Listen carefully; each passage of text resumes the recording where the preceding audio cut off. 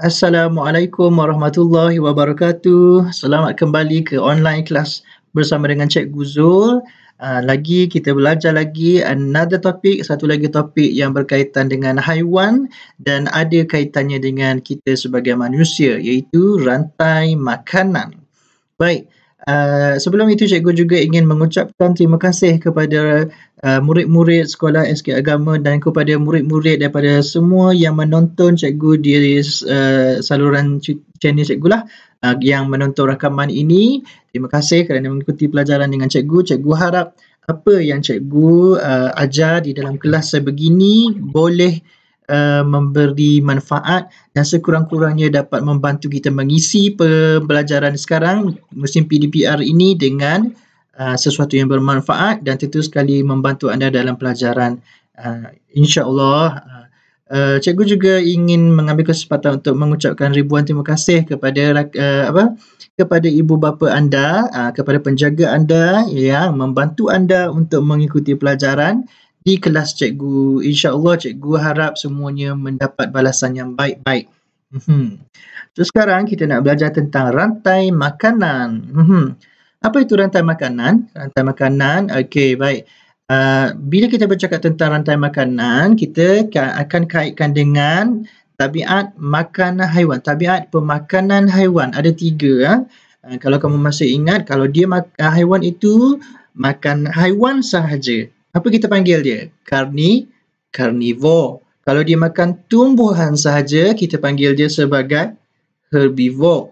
Dan kalau dia makan haiwan dan tumbuhan lain, dia kita panggil sebagai omnivore. Walaupun dia tidak dinyatakan dalam buku teks secara jelas, tetapi kita ada kegunaan dia ataupun apa yang kita belajar dalam pemakanan tu, kita nak kaitkan sekarang. Jadi pastikan anda bersedia.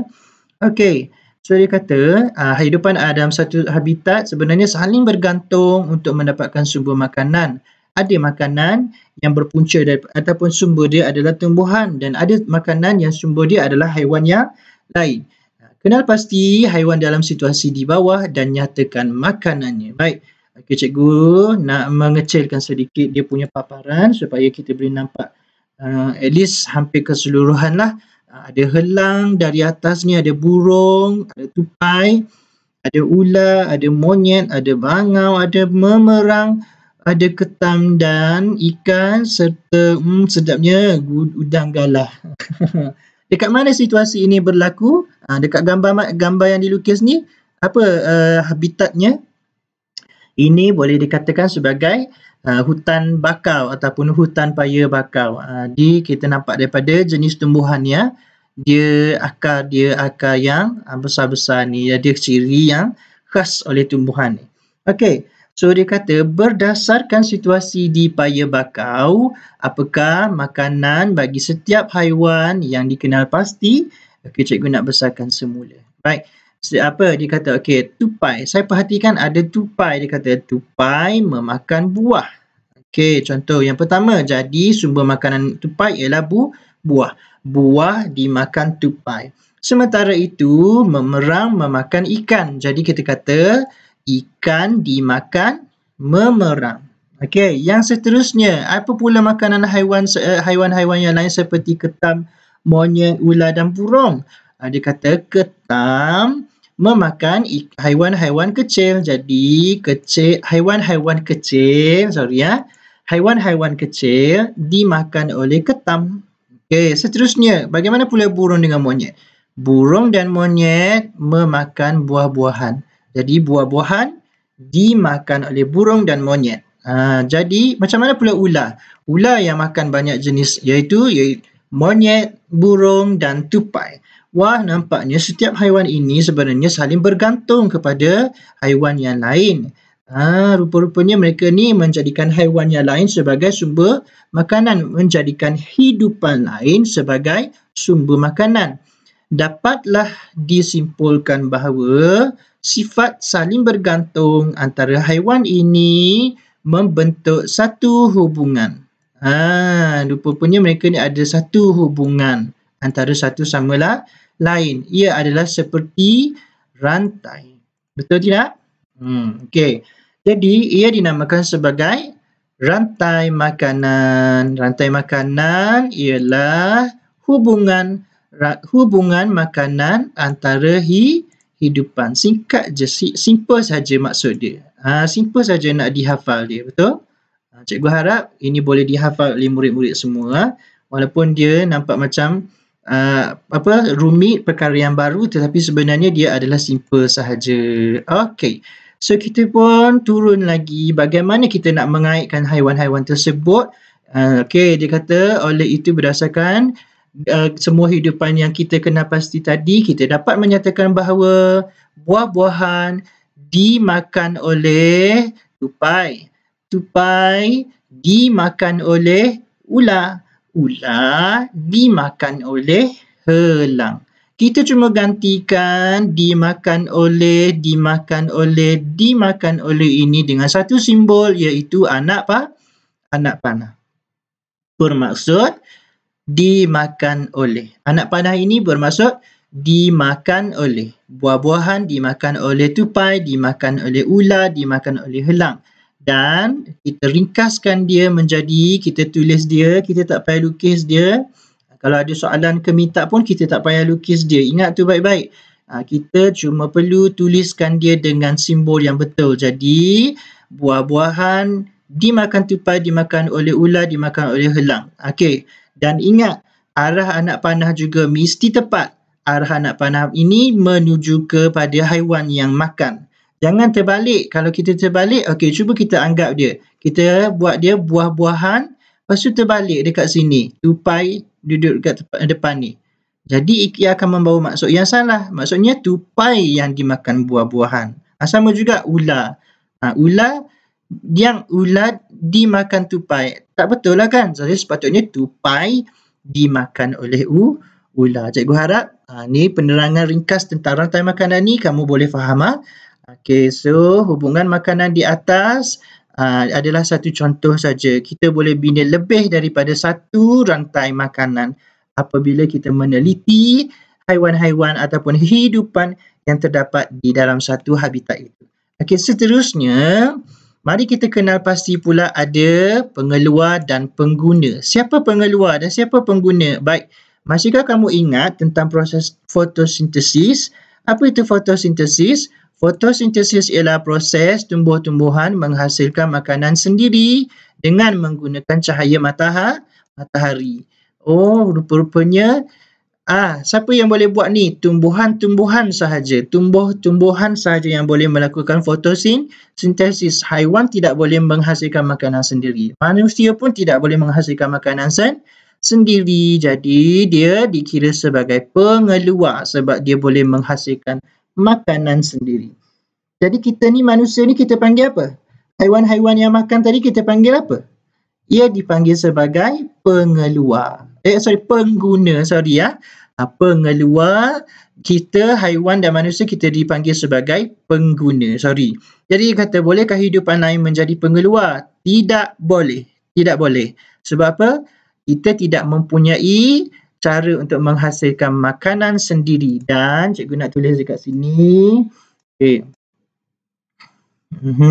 Kita tidak mempunyai klorofil. Okey, kamu ingat tak apa itu klorofil? Okey, klorofil itu ialah pigmen yang berwarna hijau yang dimiliki oleh tumbuh-tumbuhan di dalam daun dia. Jadi dia boleh menghasilkan fotosintesis kerana klorofil itu adalah penyerap cahaya matahari. Boleh?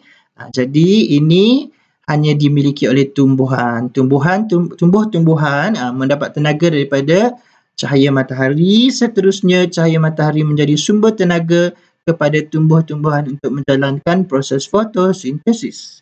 Jadi kamu dapat tak mengenal pasti siapa pengguna tadi? Okey, so yang pertama, pengguna pertama. Tupai. Tupai dia menjadi pengguna kerana dia makan buah. Okey, cikgu tutup ni sekejap. Cikgu gunakan highlighter untuk meng-highlight memakan buah. Jadi dia makan tu kita panggil dia pengguna. Manusia kita makan ayam juga. Jadi kita pun dikira sebagai pengguna. Okey, memerang juga sebagai pengguna kerana dia makan ikan. Oleh itu tupai dan memerang mendapat tenaga daripada makanan yang dimakan. Kehidupan juga dapat dikaitkan dengan hubungan perpindahan tenaga. Dalam satu rantai makanan tu juga terdapat perpindahan tenaga daripada pengeluar kepada pengguna. Okey, kita pun tengok. Dari mana tupai tadi mendapat tenaga? Tupai tadi mendapat tenaga dengan memakan buah. Okey, kita pun highlight ini. Dia makan buah tadi, dia dapat tenaga. Ular, macam mana dia dapat tenaga? Dia mendapat tenaga kerana dia makan tupai. Tengok ni. Ni dimakan oleh ular. Tupai dimakan oleh ular. Jadi dia pun dapat berikan tenaga. Macam mana pula dengan helang? Macam mana helang dapat tenaga? Helang mendapat tenaga daripada ular bila dia makan ular. Jadi anak panah yang cikgu cakapkan tadi yang membawa maksud dimakan oleh itu juga menunjukkan aliran perpindahan tenaga.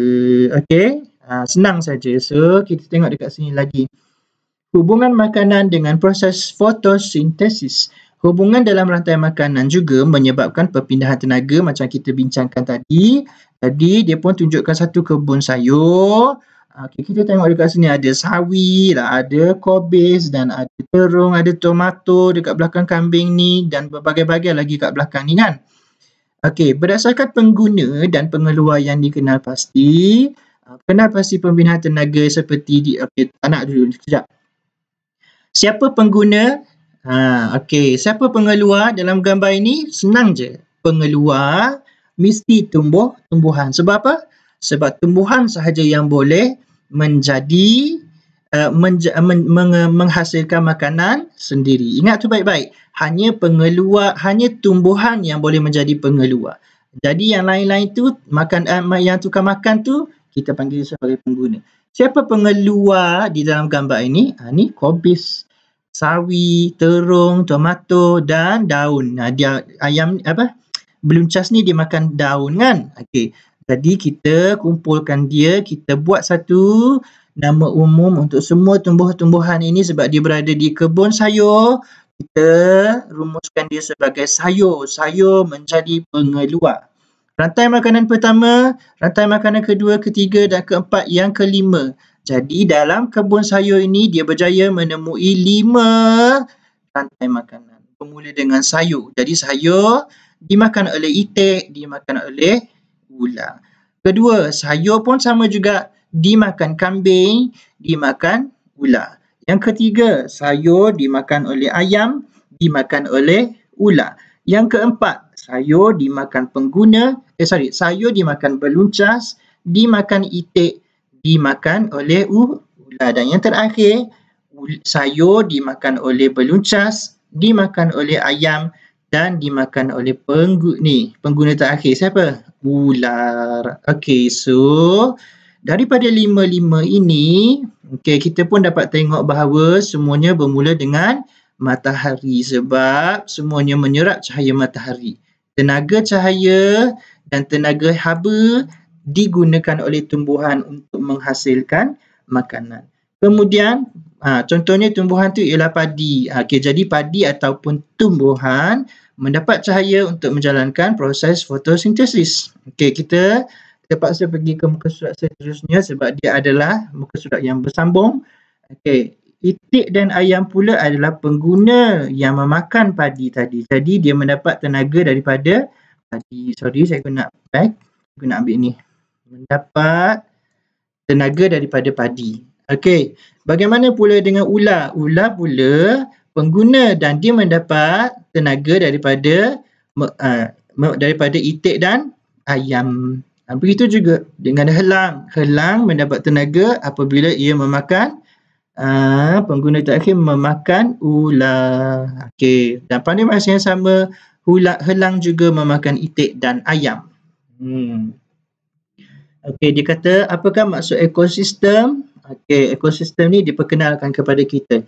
Secara bahasa mudahnya ialah ada satu sistem kehidupan yang saling bergantung di dalam satu habitat yang sama. Itu secara ringkasnya apa maksud ekosistem. Jadi dekat sini dia beri penerangan tentang kepada kita apa maksudnya. Dia adalah berkaitan dengan kehidupan yang ada di satu persekitaran, termasuklah air, tanah, udara dan Sumber tenaga utamanya mesti cahaya matahari. Okey. Seterusnya kita pergi kepada siratan makanan. Okey, tadi kita dah pergi tentang rantai makanan. Dalam rantai makanan mesti ada pengeluar dan pengguna. Okey, ingatlah rantai makanan mesti ada pengeluar dan pengguna. Rantai makanan ialah hubungan makanan antara hidupan. Simple saja kan? Apa jadi kalau misalnya di dalam satu habitat tu terdapat banyak rantai makanan. Jadi bila kita gabungkan dia akan membentuk ini, siratan makanan. Ingat, rantai tu yang simple, rantai. Rantai tu simple punya. Bila kita gabung dia jadi siratan makanan yang sekarang ni. Okey. Jadi kamu tengok, tadi kan kita dah kenal pasti dekat kebun sayur tu semuanya makan sayur. Ada 5 kan? Okey, sekarang dia dah buat dalam bentuk perkataan. Ada 5 rantai makanan dia berjaya cari. So, sayur dimakan itik, dimakan ular. Sayur dimakan kambing, dimakan ular. Dan sampailah ke bawah ni. Sayur dimakan ayam, dimakan ular. Sayur sampai ke semua makan oleh ular. Antara kelima-lima ini kita dapat kenal pasti ada satu persamaan. Bolehkah murid-murid fikirkan apa persamaan yang boleh diperhati daripada A, B, C, D dan E? Dia betul, satu dia semuanya mempunyai anak panah. Itu memang betul, bagus. Kemudian, adakah jumlah hidupan sama? Tidak. A, B, C ada 3 hidupan. D dan E ada 4. Betul? Okey, jadi apa yang sama? Betul. Okey, kita boleh tengok ada ular semuanya berada di akhir rantai makanan. Semua kan ular semua. Okey. Tapi yang paling penting untuk kita ingat ialah semua rantai makanan itu dia ada pengeluar yang sama, iaitu siapa? Sayur. Semuanya bermula dengan sayur. Jadi barulah kita dapat gabungkan rantai-rantai ini menjadi siratan seperti di bawah ini. Sayur dimakan oleh ayam, dimakan ular, sayur dimakan oleh kambing dan sebagainya. Okey, betul tak ni digabungkan ni? Okey, kita check. Sayur dimakan itik, dimakan ular. Mana satu? Ni bawah sekali. Okey, cikgu tandakan huruf. Boleh ya? Okey, rantai makanan A dekat bawah sekali. Okay, A di bawah. Dia bawah ni, paling bawah. Macam mana dengan rantai makanan B? Sayur dimakan kambing, dimakan oleh ular. Mana satu? Sayur dimakan oleh kambing, dimakan oleh ular. Jadi ni adalah B. Betul? Okey, bagaimana pula dengan C? Sayur dimakan oleh ayam, dimakan oleh ular. Mana satu? Sayur dimakan oleh ayam. Lurus ni kan? Ni yang paling lurus ni, ke depan straight ni ialah C. Jadi cikgu tanda dekat sini C. C. Rantai yang keempat. Sayur dimakan oleh beluncas, dimakan oleh itik, dimakan oleh ular. Mana satu? Sayur dimakan oleh beluncas, dimakan oleh itik, dimakan oleh ular. Jadi, ni yang bawah ni. Jadi, kita tanda dekat sini lah. Okey. Betul lah. Okey. D dekat bawah juga. Dan last sekali, sayur dimakan oleh beluncas, dimakan oleh ayam, dimakan oleh ular. Sayur dimakan oleh beluncas, turun. Lepas tu naik lagi, dimakan oleh ayam. Dan lurus ke depan dimakan oleh ular. Jadi E di sini. Cukup 5 rantai makanan dalam satu siratan makanan. Okey, cikgu harap kamu boleh faham gabungan ini ya. Okey, so maksud siratan makanan ialah gabungan rantai makanan. Okey, siratan ialah gabungan rantai makanan. Okay, seterusnya kita tengok dekat gambar kolam ini. Apa yang boleh diperhatikan? Apakah hidupan yang boleh dikenal pasti? Bangau, ikan kecil, ikan besar, katak, berudu, belalang, rumpai air dan siput. Tetapi kalau cikgu tanya terus, dekat dalam gambar ni, Siapakah yang menjadi pengeluar? Siapa yang antara ini adalah tumbuh-tumbuhan? Rumpai air. Jadi rumpai air adalah pengeluar, manakala haiwan-haiwan yang lain ataupun hidupan lain adalah pengguna. Senang ke susah? Senang je nak kena pasti. Okey, so dia pun sama juga macam tadi, oleh sebab semuanya bermula dengan rumpai air, dia pun berjaya membina 1, 2, 3, 4, 5, 6, 7, 8 rantai makanan. Okey, faham? 8 rantai makanan. Rumpai air dimakan siput, dimakan bangau. Rumpai air dimakan ikan kecil, dimakan bangau. Rumpai air dimakan berudu dan sampailah bawah sekali ni. Dan persamaan dia ialah semuanya bermula dengan rumpai air. Semuanya ada rumpai air. Jadi, kita pun nak gabungkan ini nak jadi satu siratan. Macam mana? Dia pun tunjukkan jawapan dia sekarang. Mari kita gabungkan menjadi satu siratan. Boleh? Tu. Ini adalah bergambar. Tetapi untuk menjawab soalan sebenarnya macam ni dah cukup. Tak payah buat dia punya bentuk bulat tu pun tak apa. Cuma tuliskan cukup. Tuliskan dia. Tak apa, nanti kita akan buat latih to be. Tapi kamu boleh ingat tips yang cikgu cakapkan sekarang dalam rakaman sekarang. Cikgu harap kamu ingatlah. Lain kali, tidak perlu kamu lukis ataupun membuat lakaran. Tidak perlu. Tidak juga perlu buat macam dia punya bulatan label nama ni. Tetapi kita cuma tulis nama hidupan tersebut. Dan paling penting, anak panah. Mesti betul. Kamu tengok dekat sini, rumpai air dimakan siput. Tiba-tiba kamu buat dia terbalik. Buat terbalik. Itu membawa masuk siput dimakan rumpai air pula. Sama juga macam ni. Belalang dimakan rumpai air. Logik tak? Tak logik. Sepatutnya rumpai air dimakan belalang. Kalau kamu terbalik anak panah, bermaksud salahlah apa yang dimaksudkan dalam rantai dan siratan kamu. Okey, jadi anak panah ni mesti rumpai air dimakan belalang. Bukan belalang dimakan rumpai air. Boleh? So cukuplah ni, banyak ni. Kalau cikgu nak pergi satu-satu, terpaksa kita analisis bersama-sama ramai-ramai, banyak pula masa nak diambil. Boleh? Okey, kita pun tengok dekat sini, tentu sekali di dalam siratan makanan juga berlaku perpindahan tenaga. Okey, jadi kita tengok dekat sini. Okey, dia nak suruh kita ramalkan apa yang berlaku. Baik, kita tengok dekat sini satu siratan makanan ini.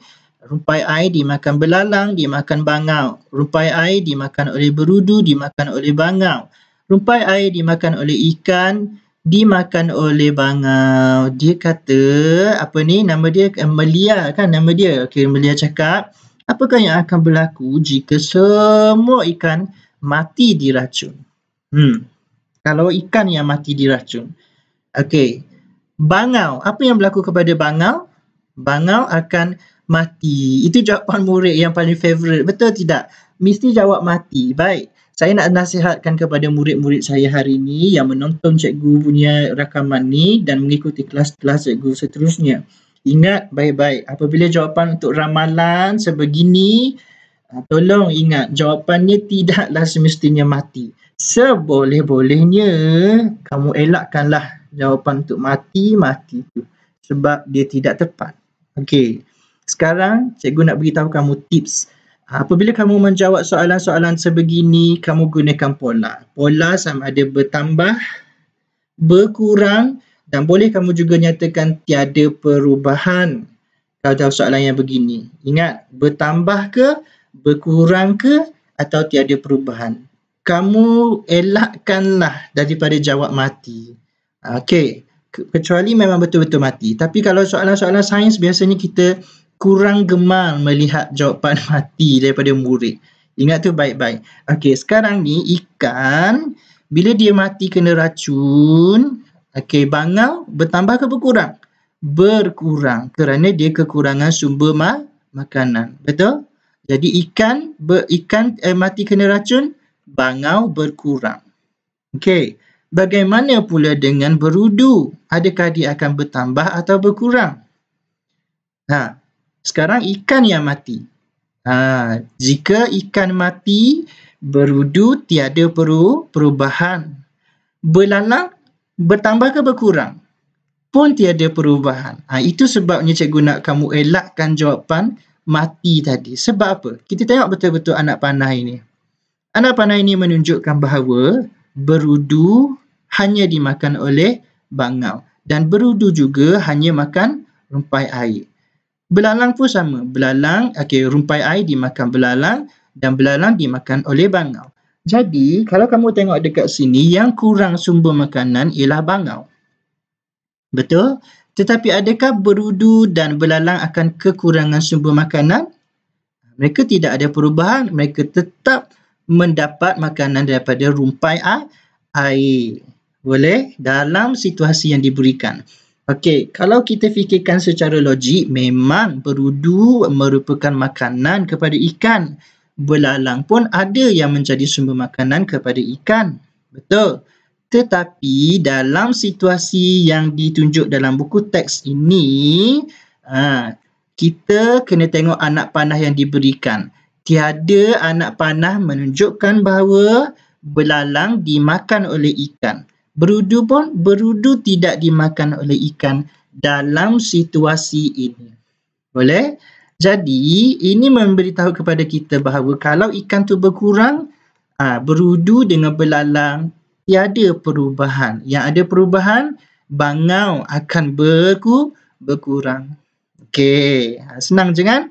Seterusnya kita tengok situasi yang kedua.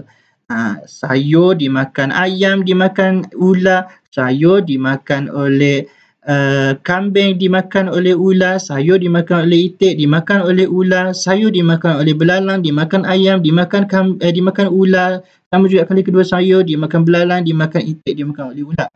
Okey.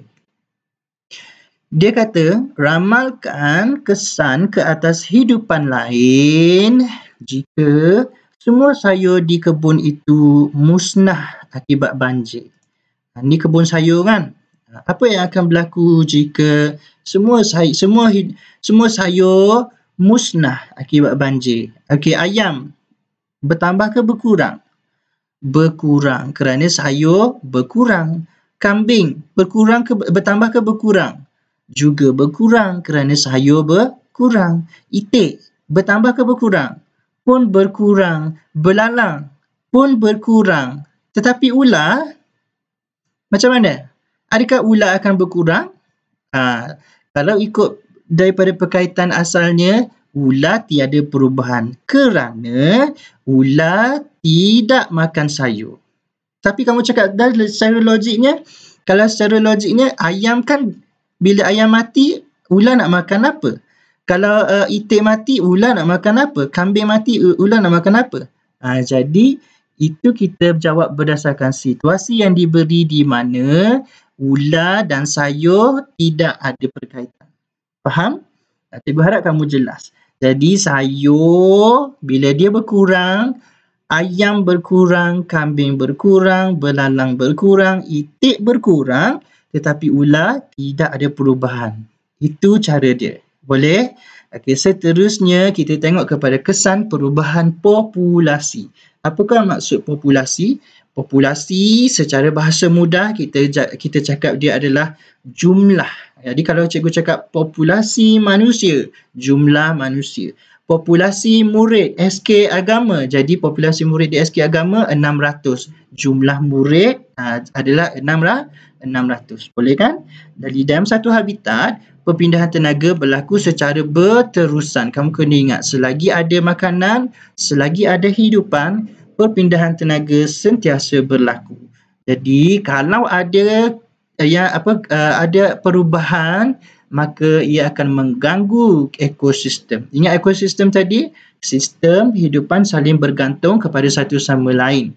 Jadi, cikgu, bagaimanakah perubahan populasi hidupan dalam rantai makanan ini berlaku? Ada banyak sebab yang berlaku. Contohnya seperti penerokaan hutan. Tengok ni, dia tebang pokok. Nampak tak ni akak tinggal batang-batang pokok yang sudah tinggal dekat bawah, kecil-kecil tinggal ni. Sebab apa? Dia tebang pokok untuk diteroka. Kenapa maksudnya nak teroka hutan? Maksudnya dia nak bangunkan sesuatu yang baru di sana. Nak buat bangunan ke, nak buat rumah ke, kawasan industri dan sebagainya. Begitu juga kebakaran hutan. Tengok ni, kebakaran hutan menyebabkan populasi haiwan terjejas, populasi tumbuhan pun terjejas. Begitu juga aktiviti pemburuan haram. Tengok ni, pergi masuk kesian betul dalam sangkar ni. Ini akan menyebabkan populasi haiwan juga berkurang. Okey. Kamu tengok dekat sini, populasi dia beritahu kita maksud yang sebenar. Tadi cikgu cakap dia jumlah kan? Okey, populasi itu dalam bahasa yang sebenarnya ialah kumpulan hidupan atau spesies yang terdapat di suatu habitat itu. Jadi dia macam jumlah lah. Okey, faham? Okey, apakah kesan jika hidupan lain apakah kesan terhadap hidupan lain jika berlaku banyak perubahan populasi dalam sidatan makanan? Contohnya, tiba-tiba banyak harimau di dalam hutan, ataupun banyak ular di dalam hutan, ataupun ada banyak gajah di dalam hutan. Adakah ia akan memberi kesan yang buruk? Ya, betul. Tidaklah maksudnya kita tak suka haiwan tu banyak, tetapi keseimbangan populasi adalah penting. Jadi, kalau misalnya ada orang yang buru harimau, kita kata baguslah. Harimau tu kan suka makan haiwan lain, singa kan suka makan haiwan lain, jadi selamatlah gajah-gajah. Tidak. Apabila terlalu banyak pemburuan berlaku, nanti haiwan lain tidak akan mendapat sumber makanan. Itu dia punya kesan dia. Okey? Okey, kamu tengok dekat sini kangaroo ni, apa jadi kalau semua semua tumbuhan mati, kangaroo akan terjejas. Gajah tengok ni, tinggal 3 ekor saja dalam geng dia, dalam kawan-kawan dia. Itu adalah perkara yang buruk. Macam tu juga dengan harimau. Kamu ingatkan, baguslah nanti semua harimau mati, semua kena buru. Sebenarnya tidak bagus untuk keseimbangan ekosistem. Dia berikan kita satu info yang menarik dekat sini, iaitu pada tahun 2019, kalau kamu masih ada peluang untuk Google, kamu buat carian pun di internet, cikgu masih nampak banyak sekali kejadian ini kita boleh nampak kan. Begitu menyedihkan sampai tengok ni, ada koala, kamu tahu kan beruang koala ni mati terbakar, 8,000 ekor yang mati, koala yang mati. Banyak tu. Jadi ini adalah satu perkara yang buruk. Kita nampak macam tidak ada apa-apa, tetapi ia sebenarnya memberi kesan kepada kita juga sebagai manusia. Okey. So itu sahaja untuk pelajaran kali ini. Okey, sekali lagi untuk aktiviti santai sains sebegini, tengok ni dia menggunakan bahan-bahan terbuang. Jadi murid-murid bolehlah mula mengumpul bahan-bahan terbuang. Tidak semestinya bekas kaca. Kontainer-kontainer yang digunakan untuk mengisi makanan tu, kalau sudah tidak lagi dipakai, kamu simpan dulu kerana ia boleh dijadikan sebagai sebahagian daripada aktiviti menarik untuk santai sains. InsyaAllah nanti boleh. Jadi, amalkan 3 art seperti yang cikgu ulang-ulang dan nasihatkan seperti rakaman-rakaman pelajaran yang sebelum ini. Okey? Kita akan hasilkan aktiviti-aktiviti yang menarik ini. Cikgu harap kamu mendapat ilmu yang bermanfaat daripada kelas cikgu. Semoga kamu terus mengisi masa yang ada ini dengan pembelajaran yang bermanfaat. Dan terima kasih kerana mengikuti pelajaran dari kelas online cikgu. Terima kasih. Assalamualaikum.